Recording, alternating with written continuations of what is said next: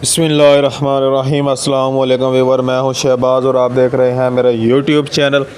आज हम बात करेंगे जी टर्बीसेल लोशन के बारे में, जिसके जो है एमएल हैं इसमें सिर्फ़ और सिर्फ 20 एमएल का जो है इसमें लोशन पाया जाता है और ये जो है एक्सटर्नल यूज़ के लिए जो है इस्तेमाल किया जाता है। इसके अलावा यानी कि बैरून इस्तेमाल के लिए अगर हम इसके फार्मूले की बात करें, इसका फार्मूला है जी टर्बिनाफिन।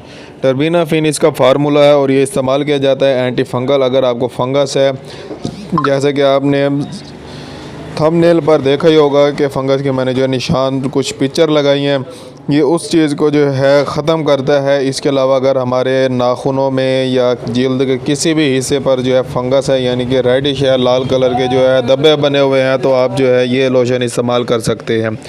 आपने ये रात को लगाकर जो है सो जाना है और सुबह उठकर कपड़े चेंज करने हैं और नहाना है। ये जो आपने एक कम से कम 3 माह तक इस्तेमाल करना है।